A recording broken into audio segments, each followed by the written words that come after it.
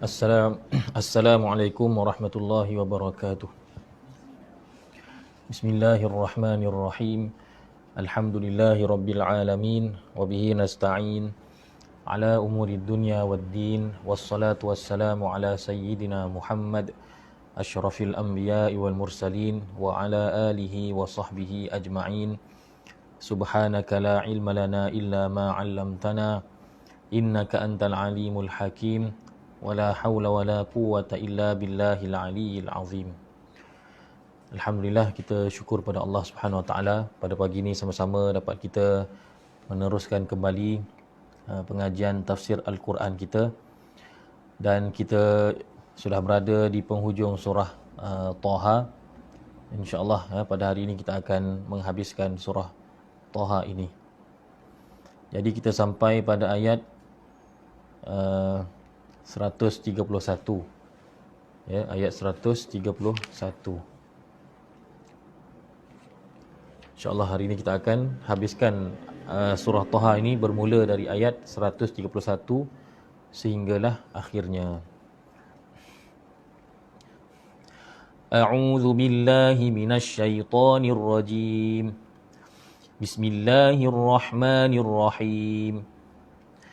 ولا تمدن عينيك إلى ما متعنا به أزواجا منهم زهرة الحياة الدنيا لنفتنهم فيه ورزق ربك خير وأبقى وأمر أهلك بالصلاة واصطبر عليها لا نسألك رزقا نحن نرزقك wal-aqibatu lit-taqwa. Baik.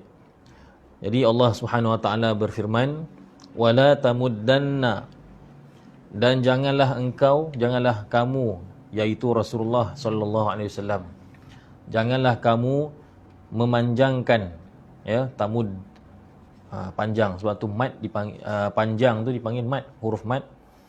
Jangan kamu memanjangkan ainaika, kedua mata kamu. Maknanya jangan kamu memanjangkan, melihat lama.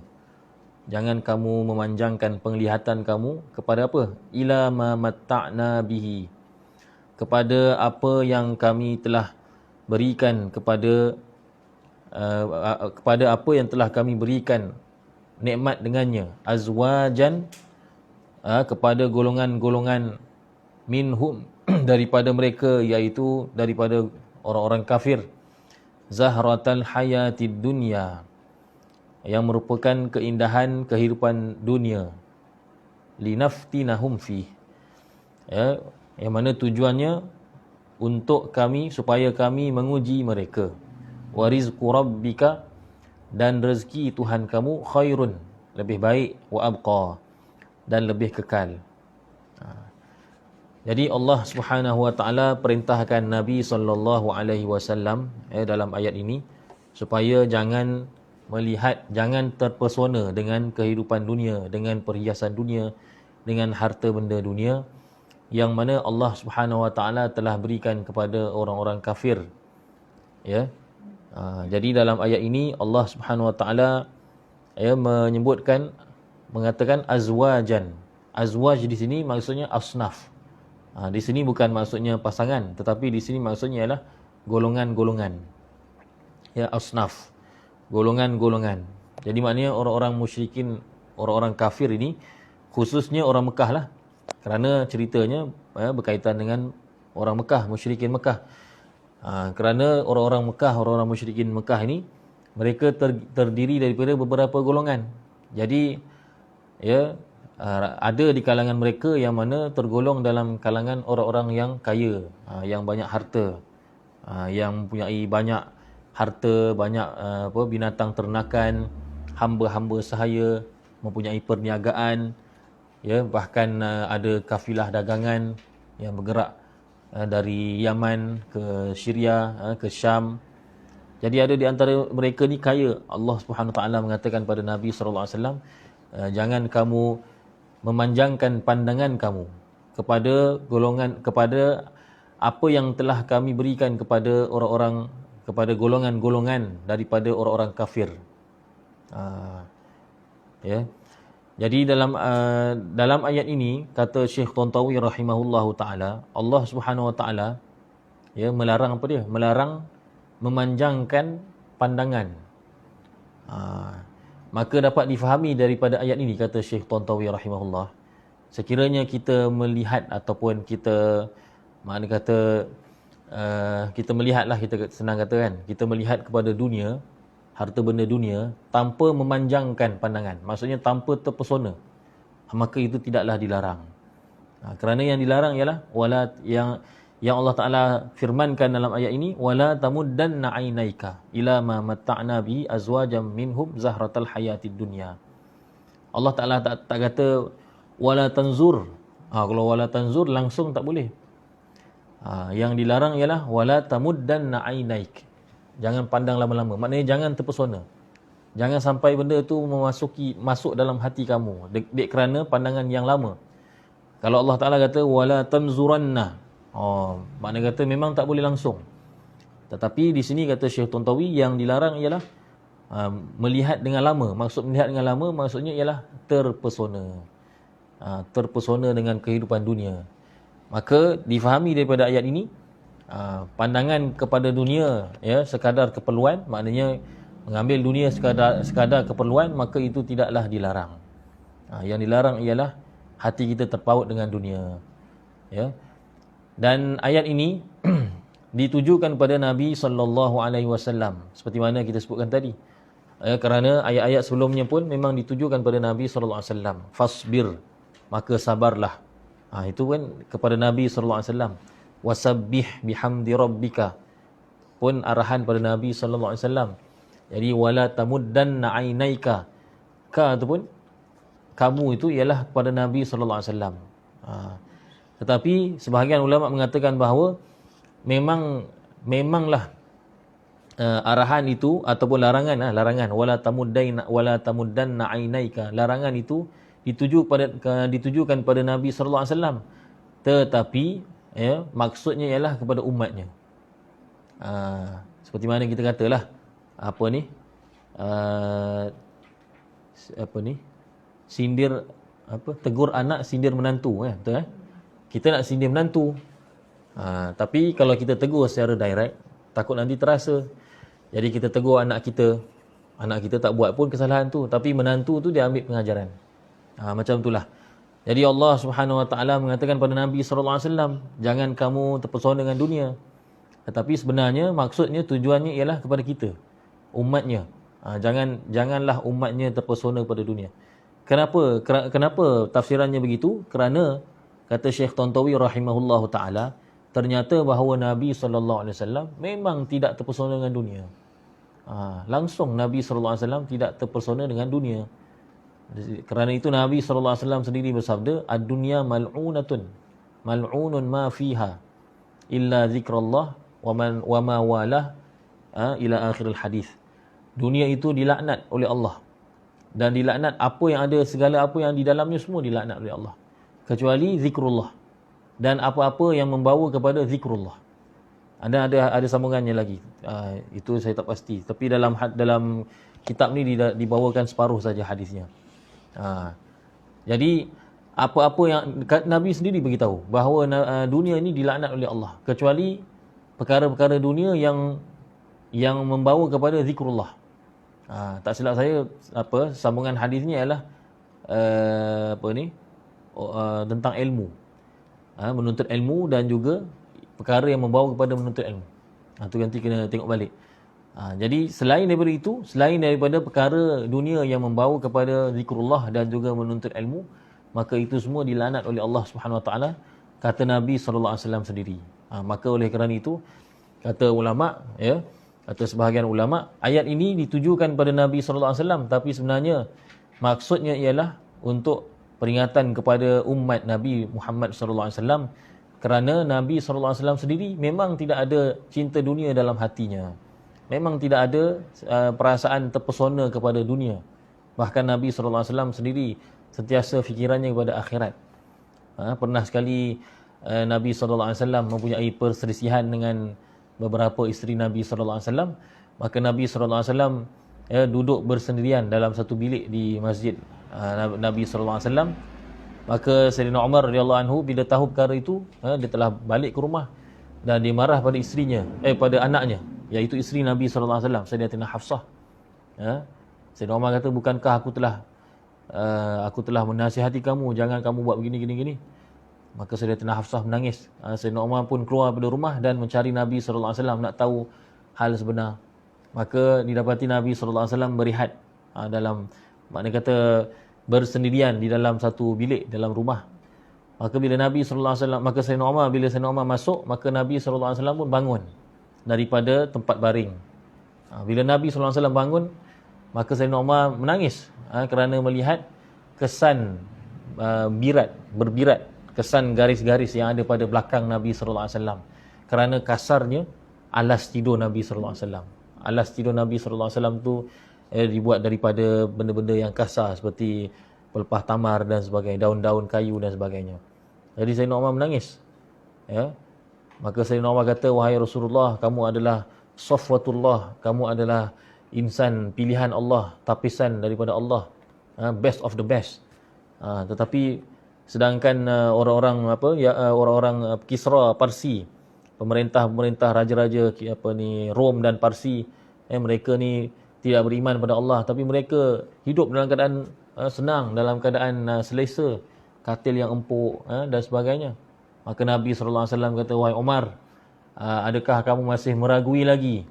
Sesungguhnya apa yang mereka dapat itu adalah kesenangan yang telah dipercepatkan oleh Allah di dunia, manakala untuk kita di akhirat dilambatkan di akhirat. Maknanya apa yang mereka dapat itu adalah kesenangan yang Allah Ta'ala segerakan untuk mereka di dunia, sedangkan di akhirat tidak ada apa-apa bahagian untuk mereka. Manakala di akhirat itu adalah bahagian untuk kita. Jadi Nabi SAW memang dalam hatinya tak ada langsung. Sebab tu Nabi SAW bila diminta sesuatu, tidak pernah Nabi SAW mengatakan tidak. Nabi SAW akan bagi semampu yang mungkin. Dan kalau tak ada pun Nabi SAW akan berjanji. Contohnya akan kata, kalau sekiranya saya dapat, saya akan bagi. Kalau sekiranya saya ada harta, saya akan bagi. Sayyidatina Fatimah minta diberikan hamba untuk menjadi pembantu di rumah. Nabi SAW kata, kalau aku dapat tawanan perang, maka aku akan bagi kepada kamu. Jadi Nabi SAW memang dalam hatinya tak ada perasaan nak mencintai dunia, nak tamak pada dunia. Apabila datang sahaja perintah Allah ataupun makhluk-makhluk Allah, insan-insan yang minta daripada Nabi sallallahu alaihi wasallam, Nabi akan bagi. Kerana memang tidak ada apa-apa dalam hati Nabi sallallahu alaihi wasallam, tidak ada langsung perasaan cinta pada dunia, sayang pada dunia. Dan Nabi sallallahu alaihi wasallam ingatkan umat dia supaya tidak mencintai dunia. Kata Nabi sallallahu alaihi wasallam, inna akhwafa ma akhafu alaikum ma yaftahullahu lakum min zahratid dunya. Sesungguhnya perkara yang paling aku takut ke atas kamu, yang paling aku khawatir ke atas kamu ialah kesenangan dan perhiasan dunia yang Allah Ta'ala akan bukakan kepada kamu. Maknanya Nabi SAW telah dapat tahu, Nabi SAW sudah dapat membayangkan bahawa nanti selepas Nabi SAW wafat, umat ini akan diberikan kemenangan, mendapat harta rampasan yang banyak, hidupnya akan senang, tidak seperti awal-awal Islam. Maka kata Nabi SAW, itulah yang menyebabkan aku khawatir. Takut Nabi SAW. Kerana apa? Disebutkan dalam hadis yang lain, kerana kata Nabi SAW, bila kamu dapat harta dunia, fatanafasuha kama kamu akan berlumba-lumba sebagaimana orang-orang terdahulu berlumba-lumba mendapatkannya. Maka kamu akan binasa sebagaimana orang-orang dahulu binasa. Wal'iyadzabillah. Sebab itu, wala tamuddanna 'ainaika ila ma matta'na bihi azwajan minhum zahratal hayatid dunya.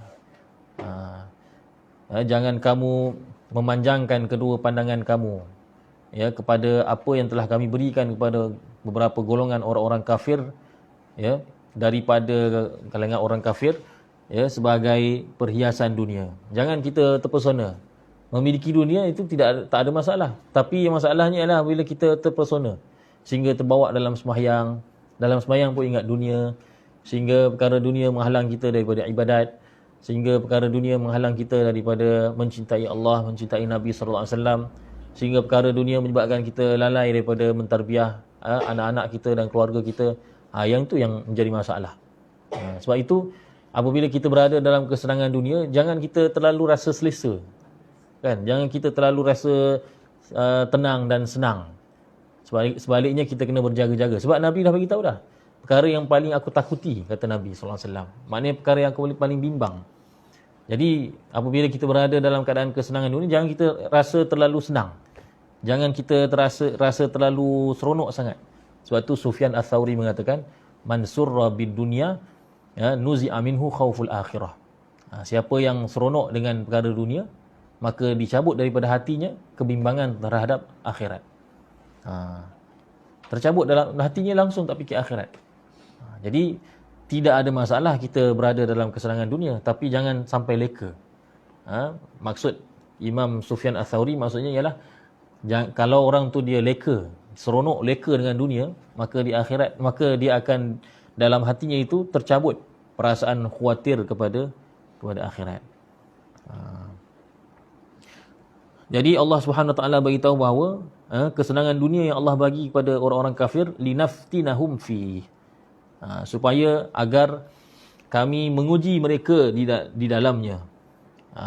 Allah Taala nak uji, uji orang-orang kafir dalam pemberian tersebut, dalam memberikan nikmat-nikmat dan kesenangan dunia itu, dalam itu terdapat ujian daripada Allah Subhanahu Wa Taala. Jadi sebenarnya bukan sahaja kemiskinan adalah ujian, bahkan kaya juga adalah ujian daripada Allah. Kaya miskin dulu adalah ujian daripada Allah. Jangan kita ingat, oh kita ni orang tak ada duit, kita ni diuji oleh Allah. Orang yang senang ni, maknanya kata ujian untuknya ringan. Tak, sama aja. Dua-dua ujian. Kedua-duanya ujian. Dan Allah Ta'ala pilih orang yang kaya, orang yang miskin ni berdasarkan pengetahuan Allah Ta'ala. Allah Ta'ala lebih tahu yang kita ni baik jadi apa, jadi kaya ke jadi miskin. Allah Ta'ala tahu. Allah Ta'ala letakkan tempat yang betul. Ada orang jadi kaya dan ada orang jadi miskin, dan kedua-duanya ujian untuk hamba-hambanya. Jadi sama ada kaya atau miskin, dua-dua adalah ujian pada Allah. Jangan kita rasa, jangan sampai orang yang fakir, miskin merasakan bahawa dia diuji lebih. Tak, sama aja. Dia diuji. Sebab itu redha. Apa yang Allah bagi, kaya ke miskin, redha pada Allah. Bukan maknanya orang kaya kena jadi miskin supaya dia masuk syurga, dan bukan juga bermakna orang miskin kena jadi kaya supaya dia masuk syurga. Tak. Kaya ke miskin, dua-dua ada peluang yang sama untuk masuk syurga. Yang penting ialah kita redha dengan rezeki yang Allah bagi. Masa saya pergi haji tahun 2016 tu, saya bersembang dengan orang yang bawa teksi. Ditanyalah dia, macam mana pendapatan kan orang bawa teksi di Mekah ni? Adakah mana kata masyuk ke, ataupun mana kata susah ke? Dia kata bukan senang, kata. Bukannya tidak seperti mana yang disangkakan oleh orang ramai. Dia kata susah sebenarnya. Tak dapat banyak mana pun. Tapi sebab dah itulah yang mana kata punca pencarian dia, maka dia teruskan saja. Jadi saya pun melahirkan rasa simpatilah pada dia. Lalu apa dia kata? Dia kata tak apalah, dia kata man radiya bil qalil, man radiya minallahi bil qalil minar rizqi, radiyallahu minhu biqalilin minal amal. Dia kata tak apalah, rezeki sikit pun tak apa, dia kata. Kerana siapa yang redha dengan rezeki yang sedikit daripada Allah, maka Allah, mudah-mudahan Allah Ta'ala juga redha dengan dia, dengan amalan dia yang sedikit. Sebagaimana dia redha pada Allah dengan rezeki yang sedikit, mudah-mudahan di akhirat Allah Ta'ala juga redha dengan dia dengan amalan dia yang sedikit. Jadi ayat tu memang sangat terpasak dalam fikiran saya. Saya duk ingat je. Sepanjang perjalanan tu hafal ayat tu. Dan balik ke hotel pun ingat. Jadi kemudiannya saya cari dalam internet kan. Rupa-rupanya itu hadis. Itu hadis. Tapi hadis dhaif lah. Tapi maknanya hadis makna kata hadis lah. Cuma dinilai sebagai hadis yang dhaif. Jadi yang disebut tu ialah hadis. Dia kata siapa yang redha dengan rezeki yang sedikit, siapa yang redha dengan Allah, redha kepada Allah dengan rezeki yang sedikit, maka mudah-mudahan Allah Ta'ala redha kepadanya dengan amalannya yang sedikit. Jadi semua tu ujian. Linaftinahum fi. Ujian. Wa rizqu rabbika khairun wa abqa. Dan rezeki Tuhan kamu lebih baik dan lebih kekal. Lebih baik dan lebih kekal. Apa maksud rezeki di sini? Imam Qurtubi mengatakan rezeki di sini maksudnya ialah ganjaran, pahala daripada Allah yang diberikan kepada hamba-Nya di atas kesabaran dan juga dan juga dia menahan dirinya daripada tamak kepada dunia. Jadi jangan dia ingat yang dia bersabar, menahan nafsunya, menahan keinginannya, dan dia lebih pentingkan akhirat daripada dunia ketika di dunia ini. Jangan diingat perkara itu tidak ada apa-apa ganjaran. Ada. Wa rizqu rabbika khairu wa abqa. Ganjarannya nanti di akhirat. Allah Ta'ala akan bagi ganjaran rezeki yang lebih baik dan lebih kekal. Rezeki yang lebih baik dan lebih kekal. Kemudian firman Allah Subhanahu wa taala lagi, wa'mur ahlaka bis-shalah, dan perintahkanlah ahli kamu untuk menunaikan solat. Perintahkan ahli kamu untuk menunaikan solat. Jadi ahli di sini siapa yang dimaksudkan? Sebahagian mengatakan bahawa maksudnya ialah ahli keluarga Nabi sallallahu alaihi wasallam, ahli bait, iaitu isteri dan anak-anak. Isteri dan anak-anak. Ada yang meluaskan lagi. Ada sebahagian ulama yang meluaskan lagi dengan mengatakan bahawa maksudnya ialah orang-orang mukmin dari kalangan Bani Hashim. Ini definisi ahli bait di sisi mazhab Syafi'i. Ahli bait di sisi mazhab Syafi'i ialah Bani Hashim dan juga Bani Al-Muttalib. Tetapi kata Imam Qurtubi, dan insya-Allah inilah yang lebih tepat, ahli di sini maksudnya ialah semua pengikut Nabi sallallahu alaihi wasallam. Ini pendapat Imam Qurtubi. Imam Qurtubi mengatakan bahawa ahli di sini maksudnya ialah semua pengikut Nabi sallallahu alaihi wasallam. Maknanya umat Nabi sallallahu alaihi wasallam. Jadi wa'mur ahlaka bis-shalah maksudnya wahai Rasulullah sallallahu alaihi wasallam, perintahkanlah umat kamu untuk mendirikan solat. Jadi ahli, kalimah ahli kadang-kala membawa maksud pengikut. Sebagaimana kita pernah sebutkan sebelum ni kan, Allah Subhanahu wa taala menceritakan tentang Firaun, wa idz najjaynakum min ali fir'aun. Dan ingatlah ketika mana kami menyelamatkan kamu wahai Musa daripada ali Firaun. Kalau ali Firaun di sini ditafsirkan sebagai isteri dan anak-anak, maka tak kena, sebab isteri Firaun baik, bukannya isteri Firaun yang mengejar Nabi Musa.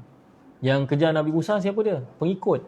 Jadi ali Firaun maksudnya pengikut Firaun, bukannya keluarga.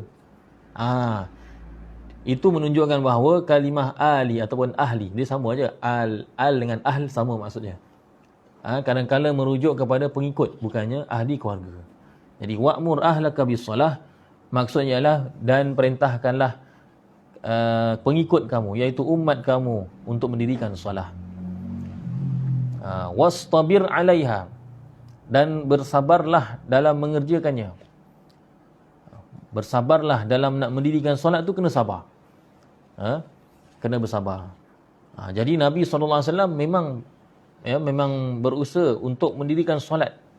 Sebab itulah hadis riwayat Baihaqi mengatakan daripada Abdullah bin Salam, kata beliau, kana Nabi sallallahu alaihi wasallam idza nazalat bi ahlihi shiddah aw dhiqun amarahum bis salah. Apabila sekiranya Nabi sallallahu alaihi wasallam mendapati kesusahan atau kesempitan, ada masalah, anak sakit ke ataupun kurang makanan ke ataupun dan sebagainya, apabila ada berlaku sahaja kesusahan, maka Nabi sallallahu alaihi wasallam akan perintahkan ahli keluarganya untuk solat. Kemudian Nabi sallallahu alaihi wasallam membaca wa'mur ahlaka bis-shalah wastabir 'alaiha la nas'aluka rizqa nahnu narzuquka wal 'aqibatu littaqwa. Jadi Nabi sallallahu alaihi wasallam praktikkan. Bila ada masalah, terus Nabi sallallahu alaihi wasallam solat. Dalam ayat yang lain, wasta'inu bis-sabri was-salah. Dan mintalah pertolongan dengan sabar dan solat. Begitu juga Sayyidina Umar. Sayyidina Umar Ibn Al-Khattab radhiyallahu anhu, ya, hadis sebagaimana yang diriwayatkan oleh Imam Malik dan Al-Baihaqi, bahawa beliau ni selepas beliau qiyamul lail, habis dah tahajud semua, maka beliau akan mengejutkan ahli keluarga dan mengatakan as-salah as-salah. Lalu beliau membacakan ayat wa'mur ahlaka bis-salah wastabir 'alaiha sehingga akhir ayat. Jadi mengejutkan ahli keluarga ni sunnah sebenarnya, dan dia tidak termasuk dalam riak. Tak ada. Kejut kawan tu ya mungkin, tapi kalau kejut ahli keluarga itu bukan riak. Memang tanggungjawab kita. Tanggungjawab ibu bapa untuk mengajar anak-anak mendirikan qiyamul lail walaupun benda sunat. Walaupun benda sunat. Dalam kitab Ghayatul Munah disebutkan, walaupun benda sunat, tetapi ibu dan ayah dia memang wajib mengajarkannya pada anak. Dia tak boleh kata ni sunat je, tak. Habis tu sembahyang ketika umur 7 tahun pun tak wajib. Sunat juga. Tapi Nabi SAW suruh kan. Suruh perintahkan anak-anak untuk sembahyang ketika umur 7 tahun. Kalau dia sembahyang, adakah dia dapat pahala wajib? Tak. Kewajipan bermula bila dia baligh. Jadi sembahyang itu sembahyang sunat. Walaupun dia sembahyang zuhur. Daripada situ dapat difahami bahawa ibu bapa wajib mengajarkan anak-anaknya sunnah juga. Bukan sahaja yang wajib, yang sunnah pun wajib diajarkan. Dia nak buat, tak nak buat, itu dia tak berdosa. Itu terpulang pada dia. Tapi wajib diajarkan. Wajib diajarkan pada dia, walaupun perkara itu sunat. Supaya dia tahu. Paling kurang dia tahu. Kemudian Allah Ta'ala kata, La nas'aluka rizqa. Kami tidak meminta rezeki daripada kamu. Kami tidak meminta kamu rezeki. Jadi Allah Ta'ala suruh kita sembahyang, bukanlah maknanya Allah Ta'ala berhajat pada kita. Kan? Sebab itu dalam hadis kursi Allah Ta'ala beritahu bahawa Lau anna awwalakum wa akhirakum wa insakum wa jinnakum kanu ala atqa qalbi rajulin wahidin ma zada fi mulkihi syai'. Sekiranya seluruh manusia yang awal, yang akhir, manusia dan jin semuanya berada pada tahap takwa seseorang yang paling tinggi, paling takwa, semua pada first level dari segi takwa. Kata Allah Subhanahu Wa Taala dalam hadis kursi, sedikit pun kerajaanku, kekuasaanku tidak akan bertambah. Jadi Allah Ta'ala tak berhajat pada kita. Sebab itu setelah Allah Ta'ala perintahkan kita solat dan perintahkan kita untuk menyuruh ahli keluarga bersolat, Allah Ta'ala kata kami bukan suruh tu bukannya kerana kami mendapat faedah.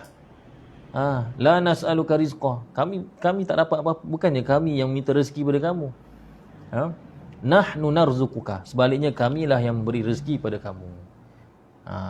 Apa tujuan Allah Ta'ala kata begini selepas perintah solat? Kata Imam Ibn Kathir, ini menunjukkan bahawa apabila kamu mendirikan solat, rezeki akan datang pada kamu daripada sumber yang tak disangka-sangka.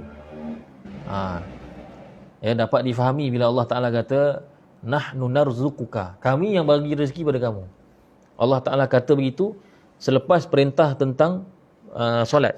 Itu menunjukkan bahawa Allah Ta'ala bagi tahu kepada kita, sekiranya kamu mendirikan solat, akan datang kepada kamu rezeki yang tidak disangka-sangka. Sebab kami yang bagi rezeki, kata Allah. Ini selari dengan ayat wa may yattaqillaha yaj'al lahu makhraja wa yarzuquhu min haitsu la yahtasib. Siapa yang bertakwa kepada Allah, maka Allah Ta'ala akan jadikan baginya jalan-jalan keluar. Jalan keluar daripada musibah, masalah dan sebagainya. Dan Allah akan berikan pada dia rezeki daripada sumber yang tak disangka-sangka. Sama juga ayat ni. Mana yang kata sumber yang tak disangka-sangka dalam ayat ni? Tu nahnu narzuquka. Allah kata kami. Jadi pemberian rezeki tu disandarkan pada dia sendiri. Maknanya direct. Rezeki tu terus direct disandarkan, dinisbahkan kepada Allah. Nahnu narzuquka. Allah Ta'ala tak kata nanti majikan kamu akan bagi duit. Nanti kami akan suburkan tanaman kamu supaya kamu dapat rezeki. Nanti kami akan majukan perniagaan kamu. Tak. Allah terus direct, nahnu narzuquka. Itu menunjukkan bahawa orang yang jaga sembahyang, insya-Allah Allah akan bagi rezeki pada dia daripada sumber yang tidak disangka-sangka. Kemudian firman Allah Subhanahu Wa Taala, wal aqibatu littaqwa. Dan kesudahan yang baik adalah bagi orang-orang yang bertakwa. Jadi bukan sahaja di dunia dapat rezeki, bahkan di akhirat ganjaran yang besar, ganjaran yang baik akan menunggu bagi orang-orang yang bertakwa, yang mendirikan solat dan sebagainya. Maka oleh kerana itu kita lapangkan dada kita. Jangan kita rasa solat ni membebankan, sama ada yang fardu maupun yang sunat. Jangan kita rasa solat ni menghabiskan masa kita, makna kata mengganggu jadual kita. Tak. Dalam hadis kursi, hadis riwayat Tirmizi dan Ibnu Majah, hadis kursi, Allah Ta'ala kata apa? Ya bena Adam, tafarragh li ibadati, amla sadraka ghina, wa asuddu faqra. Wa asuddu faqra. Wahai anak Adam, lapangkanlah masamu untuk ibadat kepadaku. Allah Ta'ala yang bagi masa bagi kita. Tiba-tiba Allah Ta'ala kata, lapangkanlah masamu kepada aku, untuk ibadat kepada aku. Masa pun dia yang bagi, bukan kita punya. Kalau kamu melapangkan masa untuk ibadat pada aku, amla sadraka ghina, aku akan penuhkan dada kamu dengan kekayaan. Hati kamu akan rasa kaya. Hati kamu akan rasa cukup secukup-cukupnya, walaupun hanya hidup sederhana. Wa asuddu faqrak. Dan aku akan menghalang, aku akan cegah kefakiranmu. Maknanya kamu tak akan fakir kalau kamu gunakan masa untuk ibadat untuk aku. Wa illam taf'al, kalau kamu tak buat, kalau kamu tidak melapangkan masa untuk ibadat pada aku, mala'tu sadraka syughula, aku akan penuhkan hati kamu dengan kebimbangan. Itu yang kadang-kadang bimbang tak tentu arah. Bimbang sana, bimbang sini. Tengah cuti pun duk bimbang lagi. Fikir lagi pasal kerja, file ni tak siap punya. Padahal tengah cuti. Kan? Sebab dia bimbang dia ialah dalam hati. Allah Ta'ala kata, kalau kamu tak lapangkan masa untuk ibadat pada aku akan penuhkan dada kamu dengan syughul, dengan kesibukan. Hati kamu akan bekerja. Walaupun jasad kamu cuti. Walam asudda faqr. Dan aku sama sekali tidak akan mencegah, menghalang kefakiran daripadamu. Maknanya yang kamu sibuk-sibuk itu pun tidak ada jaminan yang kamu terselamat daripada kefakiran. Dalam hadis yang lain, hadis riwayat Ibnu Majah daripada Zaid bin Thabit, kata beliau bahawa aku mendengar Rasulullah sallallahu alaihi wasallam bersabda, "Man kanatid dunya hammahu farraqallahu alaihi amrah." Siapa yang mana dunia menjadi kerisauannya, risau dunia, fikir bimbang pasal dunia, farraqallahu alaihi amrah, Allah Ta'ala akan mengkucar-kacirkan urusannya. Menjadi kucar kacir. Benda mudah dia akan jadi susah. Sebab apa? Sebab dia fikir dunia. Kalau dia kerja untuk akhirat, dia akan jadi mudah. Tapi bila dia fikir kerja ni untuk dunia, Allah kata farraqallahu alaihi amrah, Allah akan pecah-pecahkan, kucar kacirkan. Jadi maknanya Allah Ta'ala akan susahkan urusannya. Elok kerja tu senang je sebenarnya, tapi Allah jadikan yang ni kena pergi dekat ni, yang ni kena pergi kat jabatan ni. Lepas tu balik nanti yang ni pula kena bayar kat sini, yang ni pula kena report kat sini. Padahal benda tu boleh buat dengan mudah. Tapi sebab dia buat macam tu, dia ham ni maksudnya fikir risau bimbang dia hanya berkenaan dengan dunia, Allah jadikan begitu. Wa ja'ala faqrahu baina ainai. Dan Allah akan jadikan kefakiran itu terbayang di antara dua matanya. Dia kerja elok, gaji elok besar semua, tapi sebab dia hanya fikir dunia, kefakiran tu sentiasa duduk di antara dua matanya. Maknanya akan sentiasa terbayang. Tu yang orang kalau pening kepala tu dia akan pecit ni, di antara dua matanya. Barangkali dia punya kefakiran tu terbayang-bayang di antara dua matanya. Wa ja'ala faqrahu baina ainai. Allah Ta'ala jadikan kefakiran itu di antara kedua matanya. Walam ya'tihi minad dunya illa ma kutibalah.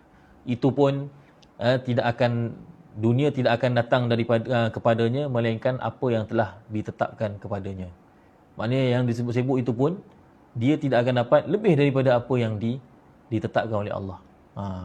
Sudahlah dia urusannya kucar-kacir, kemudian terbayang-bayang kefakiran, kemudian yang dia sibuk-sibuk usahakan pun, itu pun dia tak akan dapat lebih daripada itu, daripada apa yang dijanjikan oleh Allah. Itu saja. Wa man kana al-akhiratu niyyatah. Ini sebaliknya. Siapa yang mana akhirat menjadi niatnya. Dia kerja untuk akhirat, berniaga untuk akhirat.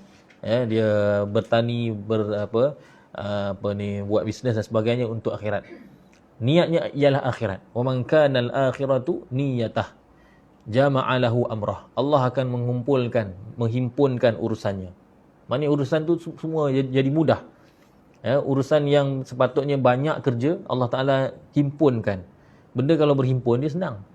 Kan? Kalau masak contohnya, semua benda ada dekat meja. Kan senang. Campak, dah jadi. Tapi kalau jauh-jauh, macam tengok MasterChef kan, MasterChef. Dia nak ambil barang, kena lari. Jadi susah. Jadi Allah Ta'ala kata, jama'alahu amrah. Allah Ta'ala kumpulkan urusannya. Barangkali dia nak buat satu kerja, tapi dengan satu kerja tu siap 2-3 kerja yang lain. Dia makna kata sekali. Allah Ta'ala jadikan benda tu sekali. Wa ja'ala ghinahu fi qalbi. Dan Allah Ta'ala jadikan kekayaan berada dalam hatinya. Hatinya akan rasa kaya. Wa atathud dunya wa hiya raghimah.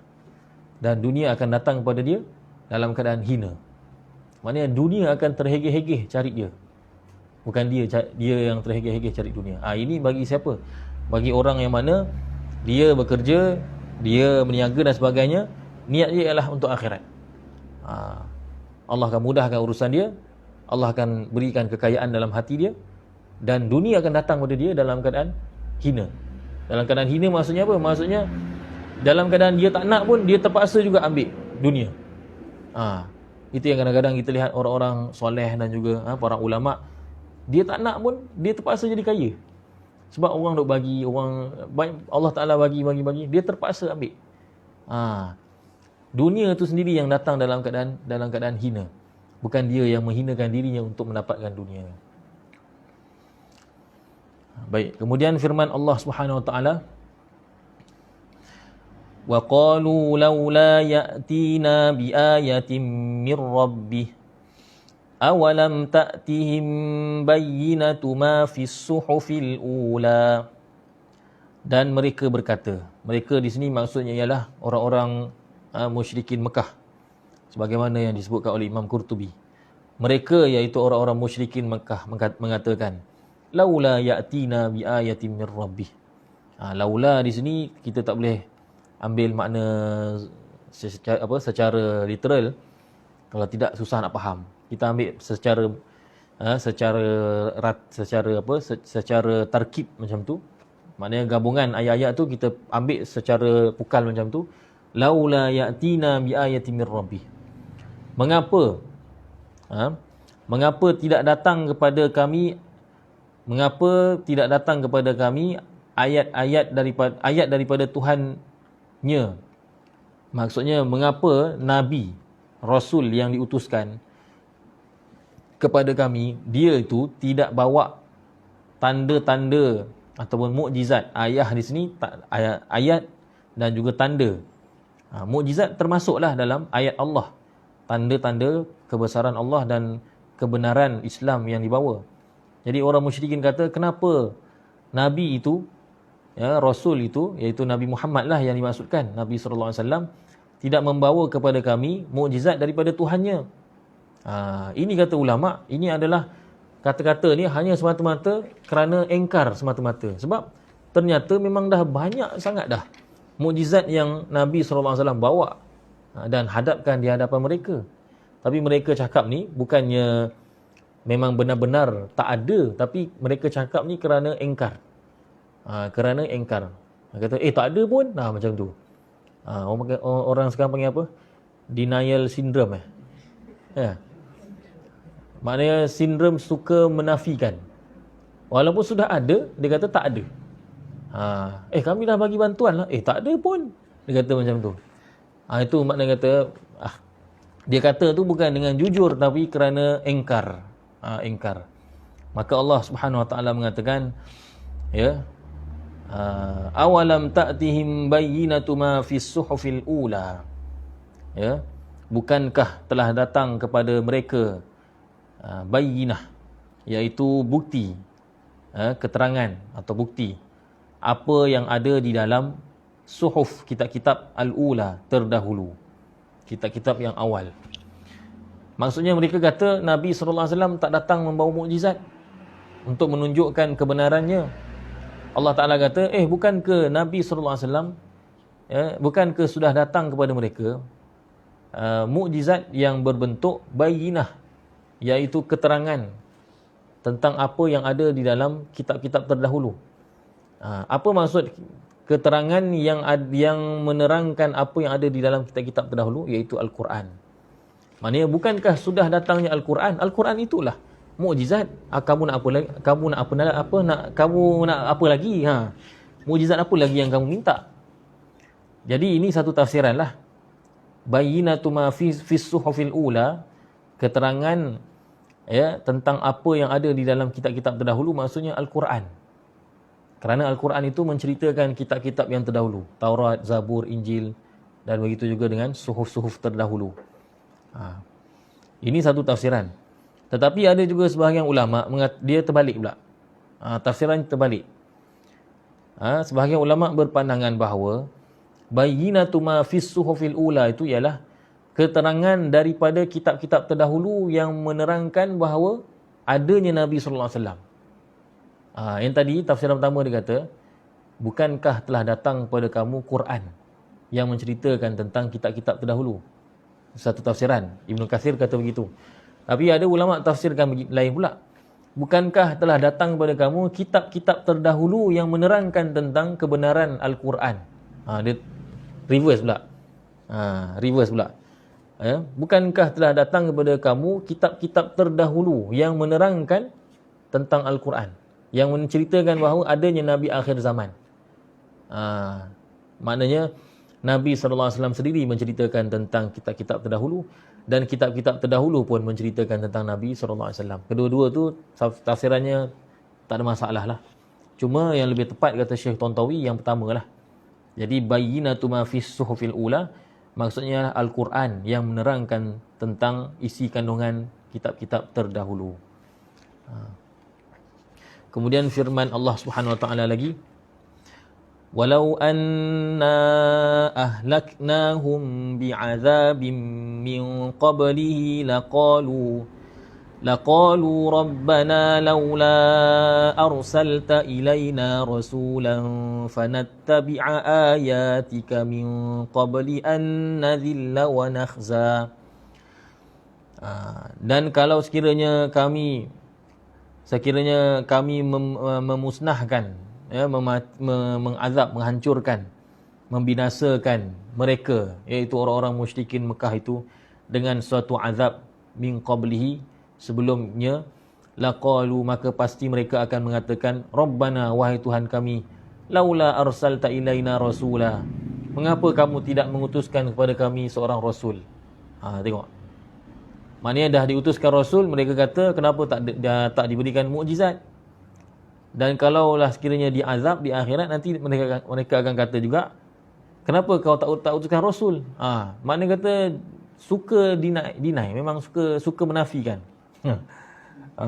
Memang suka menafikan. Tak ada pun hantar rasul, tak ada pun mukjizat. Dia kata, mengapa engkau wahai Allah tidak mengutuskan pada kami seorang rasul, lalu kami mengikuti ayat-ayat kamu sebelum kami di nazillah, kami mendapat kehinaan, menjadi hina, wa nakhza, dan mendapat malu. Maknanya sebelum kami diazab di akhirat, kenapa di dunia dahulu kamu tidak menghantar rasul kepada kami? Ini kata-kata ni bukannya realiti, bukan. Realitinya sebaliknya. Sebaliknya memang Allah Taala memang dah hantar rasul beserta dengan mukjizat, tapi mereka mengatakan begini kerana ingkar semata-mata. Qul kullum mutarabbisun fatarabbasu fasata'lamuna man ashabus siratis sawiyyi wa man ihtada. Maka Allah Subhanahu Wa Taala mengajarkan jawapan kepada Nabi sallallahu alaihi wasallam. Qul, katakan wahai Muhammad, kullun mutarabbisun. Setiap, kullun di sini umum kan, dia tak sebut kullu syakhsin ke, kullu insan ke, umum saja. Tapi kita faham, nak bagi mudah, maknanya setiap orang, kullun, setiap orang, mutarabbisun, sedang menunggu. Tarabbus ni menunggu. Sebab tu dalam ayat tentang iddah kan, tarabbusu arba'ata ashhur, menunggu selama 4 bulan kan, orang yang iddah. Jadi mutarabbisun maksudnya menunggu. Setiap kita ni, sama ada yang kafir ke yang Islam, kita ni semua menunggu. Fatarabbasu, maka tunggulah kamu wahai orang-orang kafir. Fasata'lamun, maka kamu akan mengetahui man ashabus siratis sawi, siapakah orang-orang ashab, para ahli. Ashab tu ahli as-siratis sawi, jalan yang lurus. Siapakah golongan orang-orang yang berada di atas jalan yang lurus? Wa man ihtada, dan siapakah orang yang mendapat petunjuk.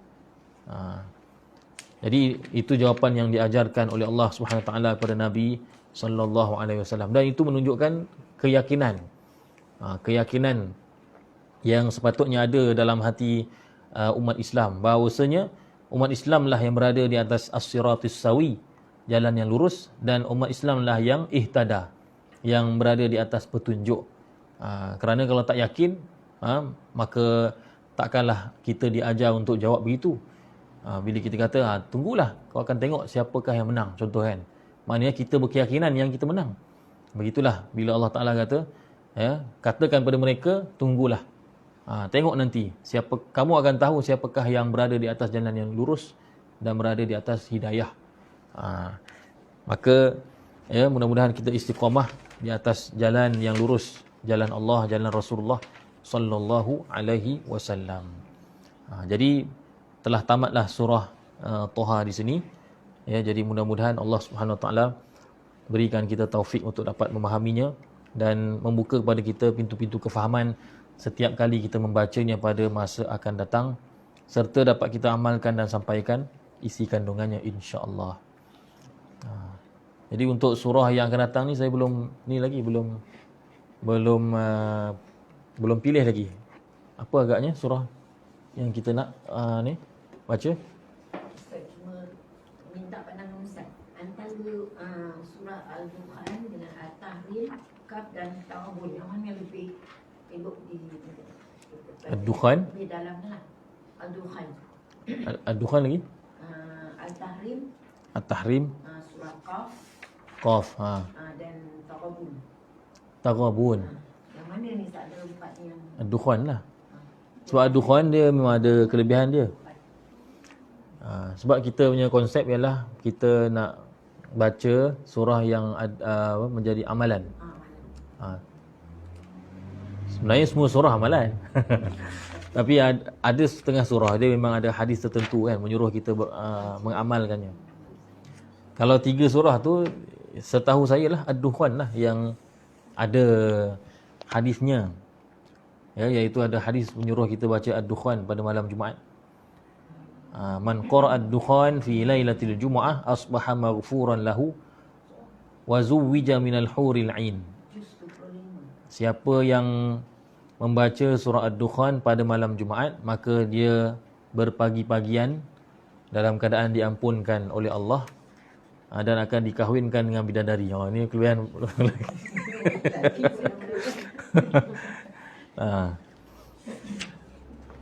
Jadi hadis ni kalau ikut guru kami dalam kitab ni kan, Syekh Rifat Fauzi, dia kata sanadnya sahih. Sanadnya sahih walaupun mauquf, tapi dihukumkan sebagai marfu'. Ada hadis yang lain banyak lagi. Yang hadis-hadis yang dhaif tapi maknanya sama, selari dengan makna tadi. Iaitu siapa yang baca surah Ad-Dukhan pada malam Jumaat diampunkan. Itu dia punya point dia. Tapi lafaz berbeza-beza. Ada satu hadis, siapa yang membaca surah Ad-Dukhan pada suatu malam, ni umum. Maknanya tidak terkait dengan malam Jumaat, mana-mana malam pun tak apa. Apabila dia berpagi-pagian, yastaghfiru lahu sab'una alfa malakin. Apabila dia masuk pagi esoknya, maka 70,000 malaikat memohon keampunan untuknya. Ada satu lagi hadis, man qara'a ad-dukhan lailatal jumu'ah aw yaumal jumu'ah bunya lahu baitun fil jannah. Siapa yang membaca surah Ad-Dukhan pada malam Jumaat atau pada hari Jumaat, boleh dua, malam boleh, pagi boleh, maka dibinakan baginya satu rumah di dalam syurga. Kebanyakan hadisnya dhaif lah, tetapi yang tadi itu yang mula-mula saya baca tu, itu sahih. Yang pasal bidadari tu. Itu paling sahih sekali. Kalau Qaf, wallahualam, saya pun tak pasti, kena tengok balik lah. Tapi dalam ni tak ada, setahu saya lah. Tapi ada saya dengar ceramah Ustaz, dia kata surah Qaf tu sebaiknya bila sembahyang subuh sunat ya kita boleh baca. Qaf. Qaf. Subuh ya? Ha. Yang saya ingat Nabi SAW baca Qaf sembahyang raya. Tapi jarang lah orang baca. Sebab kalau baca tu memang sejuk lah rendang. Maknanya panjang sembahyang tu. Rendang jadi sejuk lah.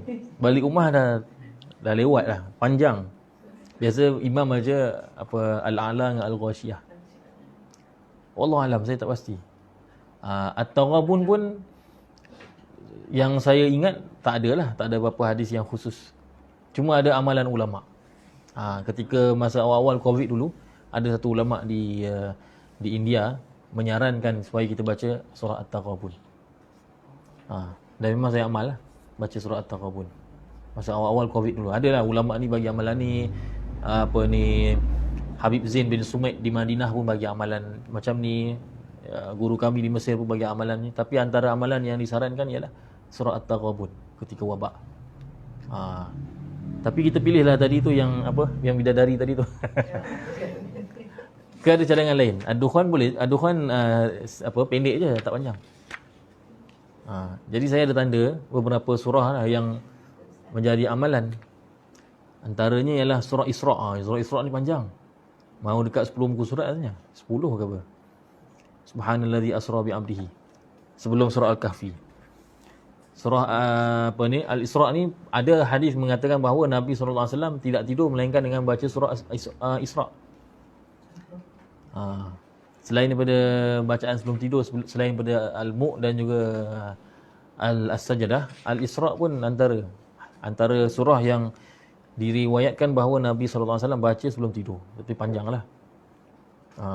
Dekat setengah juzuk sebenarnya. Antara surah amalan juga ialah surah Al-Hajj. Bukan surah amalan, maknanya surah yang ada kelebihan. Sebab sahabat tanya, kenapa surah Al-Hajj diberikan kelebihan dengan ada 2 tempat sujud sejadah. Jadi inilah surah yang satu-satunya surah yang ada 2 sujud sejadah di dalamnya. Maka kata Nabi SAW, ya macam itulah. Memang surah itu diberikan kelebihan begitu. Maka siapa yang tak nak sujud, maka jangan membacanya. Surah Al-Hajj. Kelebihan dia pada surah inilah, pada sujud sejadah tu. Al-Hajj. Dan ada juga yang mengatakan bahawa ini pun amalan lah. Siapa yang nak mudah mengerjakan haji, maka naklah dia baca surah Al-Hajj dalam bulan Zulhijjah. Antara amalan lah. Antara surah yang menjadi amalan juga ialah surah Az-Zumar. Sebagaimana hadis tadi kita sebut, adalah Nabi SAW tidak tidur sehinggalah membaca surah Az-Zumar dan juga surah Al-Isra'. Dua sekali, Az-Zumar dengan Al-Isra'. Tapi memang panjang lah kan. Biasa kita sebelum tidur ni Al-Mu' lah, pendek je. Az-Zumar pun mempunyai amalan. Ad-Dukhan telah disebutkan. Satu lagi ialah yang mungkin kadang-kadang kita terlepas pandang, Hawamim. Hawamim maksudnya ialah surah-surah yang ada hamim. Hamim. Ini pun ada kelebihannya yang khusus. Ya. Banyak hadis menyebutkan tentang kelebihan Hawamim, surah-surah yang ada hamim. Dalam satu hadis disebutkan Al-Hawamim dibajul Quran. Surah-surah hamim ini adalah sutera bagi Quran. Maknanya perhiasan bagi Quran. Hawamim. Dan juga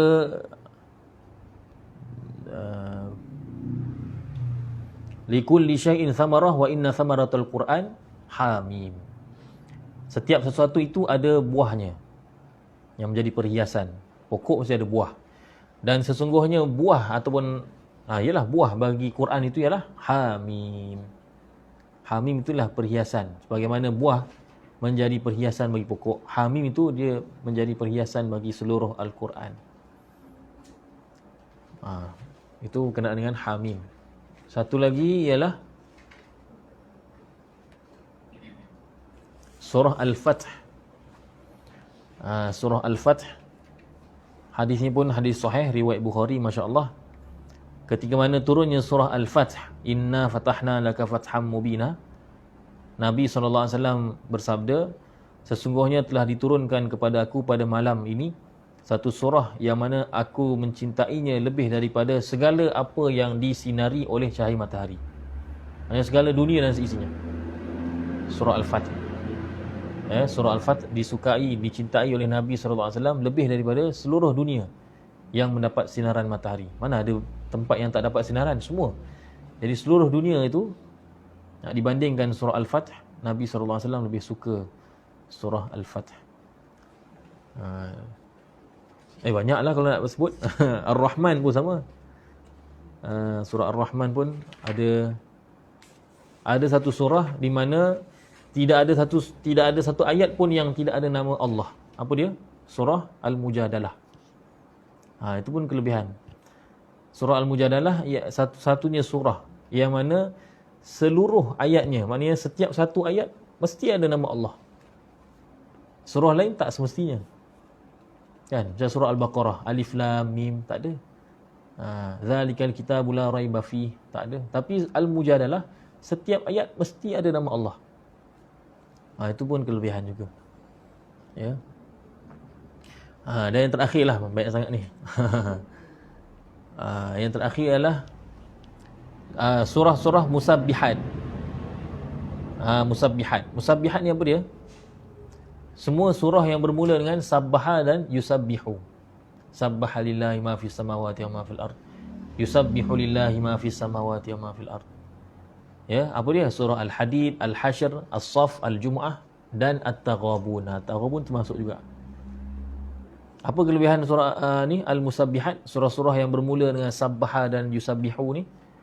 Bahawasanya kata Al-Irbad Ibn Sariyah, bahawasanya Nabi SAW tidak tidur melainkan sehinggalah Nabi SAW membaca seluruh musabbihat.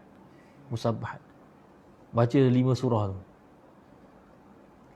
Dan Nabi SAW mengatakan fiha ayatun khairun min alfi ayah. Dalam 5 surah yang ada sabbaha yusabbihu ni, dalam 5 surah ni ada satu ayat, tapi rahsia lah ayat tu, dia macam Lailatul Qadar. Ada satu ayat di dalamnya yang lebih baik daripada 1000 ayat. Jadi kalau orang tu baca 5 surah Al-Hadid, Al-Hashr, As-Saff, Al-Jumu'ah, At-Taghabun, maka dengan sendirinya dia telah bacalah satu ayat rahsia tu yang dikatakan lebih baik daripada 1000 ayat. Dia macam Lailatul Qadar lah, lebih baik daripada 1000 malam. Malam mana tak tahu, tapi 10 malam terakhir. Macam itulah Nabi SAW bagi tahu dalam 5 surah ni ada satu ayat yang lebih baik daripada 1000 ayat. Dan hadis ni rahsia. Tapi kalau siapa yang baca semua, memang dia akan dapatlah. Sebab tu Nabi SAW baca sebelum tidur. Jadi amalan sebelum tidur banyak sebenarnya. Tapi kita kalau buat memang baru satu surah rasanya dah tertidur dah. Dan hadis ni hadis hasan. Maknanya hadis yang baik. Dia tidaklah sahih tapi tidaklah dhaif, dia tengah-tengah. Maknanya sanadnya bagus. Kuat jugalah kalau orang kata bid'ah ke apa, kita boleh jawab hadis ni hasan, hadis hasan. Hadis riwayat Abu Daud dan Tirmizi. Itulah. Jadi macam mana kita nak surah Ad-Dukhan? Ad-Dukhan lah, Ad-Dukhan. Kita mula yang pendek-pendek lah. Sebab Toha dengan Kahfi dulu kita panjang. Kita dah merasa dua panjang, jadi sekarang ni kita ambil yang pendek pula. Jadi insya-Allah pada kuliah yang akan datang kita akan mulakan dengan surah Ad-Dukhan insya-Allah. Wallahu a'lam. Subhanallah. Asyhadu an la ilaha illallah.